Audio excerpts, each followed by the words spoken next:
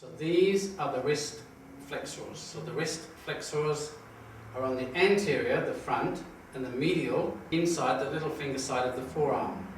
The wrist flexors as a group of muscles. So they all come to this common point onto the humerus. The wrist flexors. So they will move the wrist as well as the fingers. Still onto the forearm, the lateral side. Brachioradialis.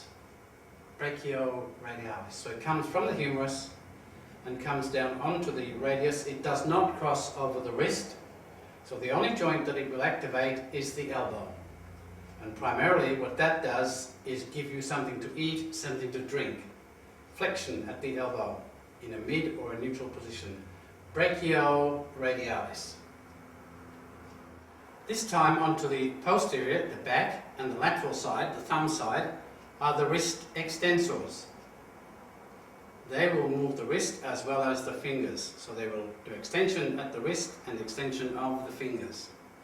The wrist extensors as a group of muscles, and again, they come to a common point onto the humerus. The wrist extensors, posterior and lateral onto the forearm.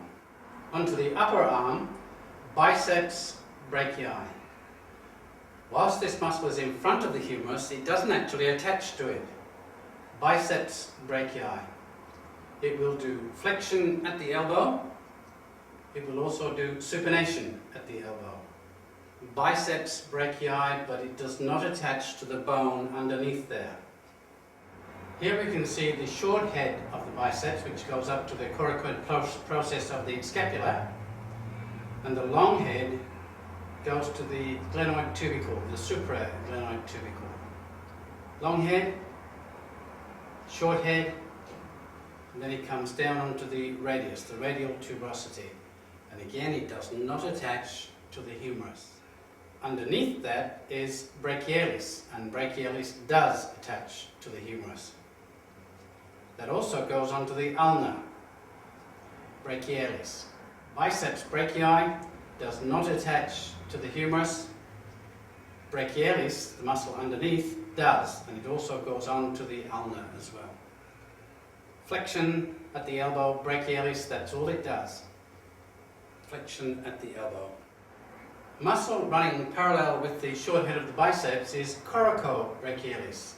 Coracobrachialis. It attaches to the coracoid process and comes down to the medial border of the humerus. Coracobrachialis. Adduction and flexion at the shoulder. Coracobrachialis. Triceps. Triceps, there are three heads. There is a lateral head and a medial head underneath the aponeurosis. It's quite a big muscle underneath the aponeurosis.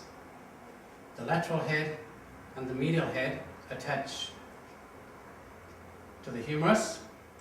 The long head goes up underneath and attaches onto the scapula. Lateral head, medial head have an attachment onto the humerus. The long head goes onto the scapula, and then they all come onto the ulna, the olecranon process. Triceps, extension at the elbow. As a group of muscles, they will do extension at the elbow. Biceps, this is the lateral head. Underneath the aponeurosis is the medial head and the long head. And the long head goes up onto the scapula. Lateral head, the medial head, the middle-sized head, and the long head. Extension at the elbow, so they come onto the olecranon process. The deltoid muscles. The deltoid muscles. Delta, triangle, oid, shape or form, deltoid.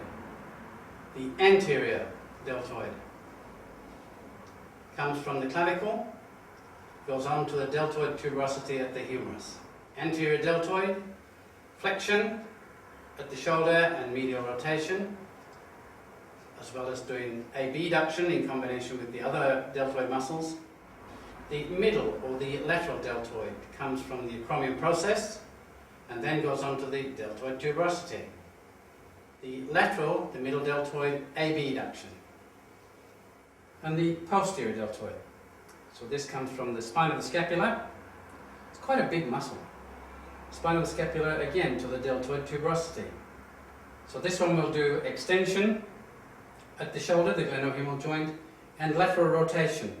And in combination with the other deltoid muscles, it will do abduction. Posterior deltoid and the middle, the lateral deltoid. Pectoralis major, so we have a clavicular section, comes from the clavicle and goes on to the humerus. Pectoralis major clavicular, and we have a sternal section, comes from the sternum and also attaches to the ribs as well, and comes across onto the humerus as well. Pectoralis major clavicular, pectoralis major sternal. Adduction, so will they bring the arms together.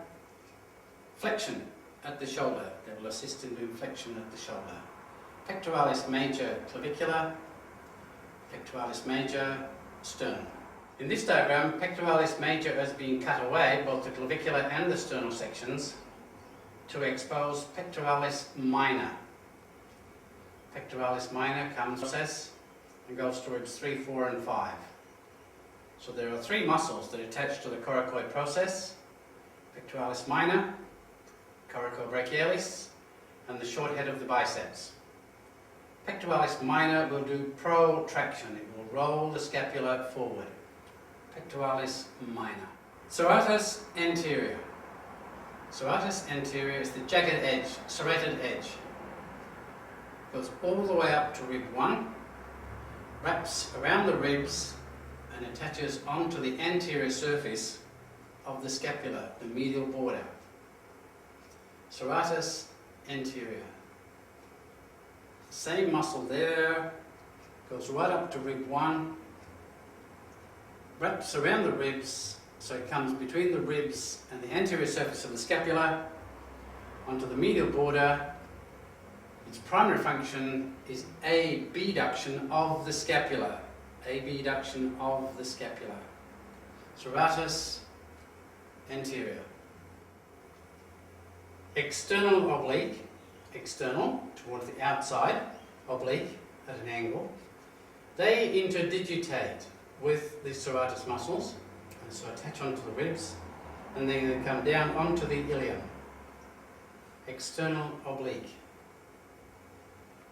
Anterior of the shoulder that comes forward. So if the shoulder on this side were to come forward, then they would bring these 2 points closer together. Anterior rotation of the torso. These muscles here are still part of the external oblique muscles. On this side you can actually see the external oblique, and underneath that we have internal obliques and transverse obliques as well. So there's quite a complex area of muscle underneath there.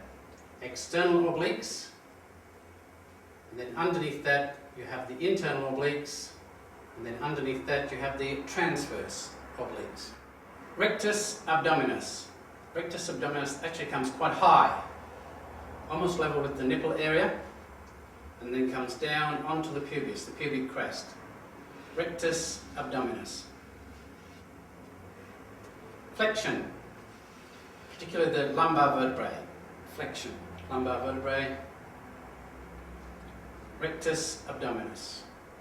Deep inside the abdominal cavity, this is the vertebral column, looking at it from the front. This is psoas, and psoas comes from the lumbar area and comes down onto the femur, the lesser trochanter of the femur. Psoas muscle. Considered to be very heavily involved in soft tissue damage, low back. Psoas. Very often, anatomy books call it the iliopsoas. And if we come just a little bit lateral to that, on the inside of the ilium is the iliacus. And the iliacus also comes down to the lesser trochanter, but doesn't go on to the vertebral column. Sometimes there is a psoas minor, and sometimes there's not. Sometimes it's on one side, so there's variations here. Psoas. Major iliacus. And just to the lateral side in the lumbar area is quadratus lumborum. So quadratus lumborum comes from rib 12, attaches to the lumbar vertebrae, the transverse processes, and to the ilium. Quadratus lumborum. Posterior abdominal cavity, psoas, iliacus, quadratus lumborum. Lumbar flexion, lateral flexion, and flexion of the hip for the psoas, flexion of the hip for the iliacus, lateral flexion primarily for quadratus lumborum.